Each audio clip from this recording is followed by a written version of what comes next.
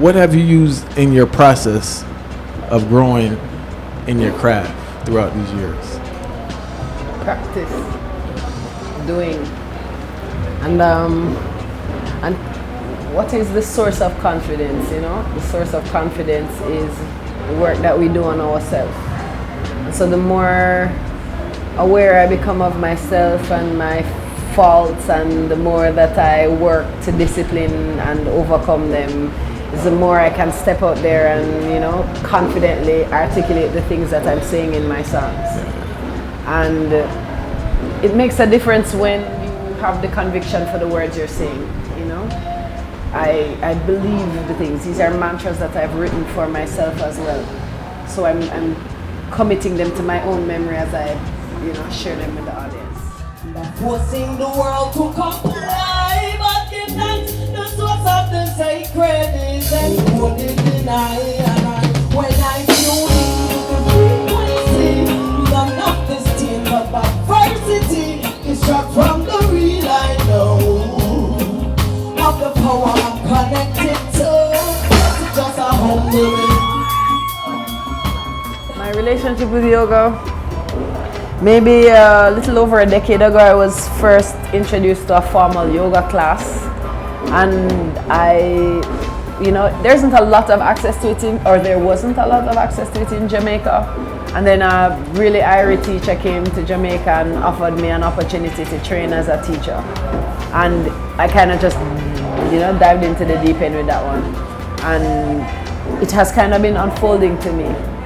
Yoga has helped to kind of soften me, I would say, you know, and it has definitely helped me to overcome a lot of potential physical limitations, and learning to access my breath in a different way and use my breath to overcome my mind, I think is the most powerful gift that it has given me, you know, to know that peace is not just a concept, it is something you cultivate, and the actual practice of cultivating that peace through breath and through stillness and through withdrawal of the senses and, you know, self-study and service and all of these things, because all of that is a part of the yoga too. And I wanted to thank you for always promoting Walter Rodney over the years. You're one of the right greatest people. And I have to thank you because you were doing an interview one time and you recommended a book called Master Key, and I purchased it. Like, this was like 4 or 5 years ago. Yeah. What aspects from the Master Key do you still use to this day? All of it. It's a book I will revisit a few times. I mean, once every few years. My favorite chapter is probably, I think it's chapter 7, Doubt Bars the Way. I remind myself of that like a mantra in my own head, like the moment it creeps in, you know, doubt bars the way. That is something I try to remind everyone of as well, like trust your instincts, get to know your inner voice, and when doubt comes in, displace it. Like, don't let doubt rob you of your intuition, you know?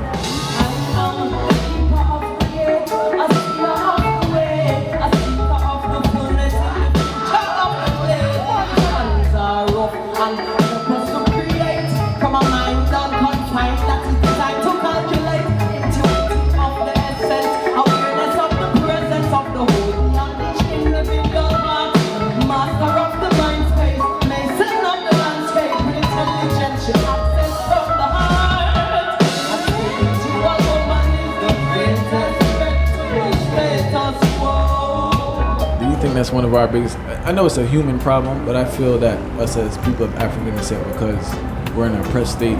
We have a big problem with confidence and doubt. I'm not in an oppressed state.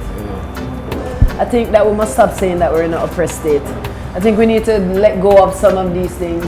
And you know, it's been our pride and our platform for so long that it's like, if we let go of it, what will we have? We need to explore that. We need to explore what we have when we, you know, what else we have and all the other things. And there are people who are, and I give thanks when I see it. I see these beautiful people manifesting their Africanness and their power and their confidence.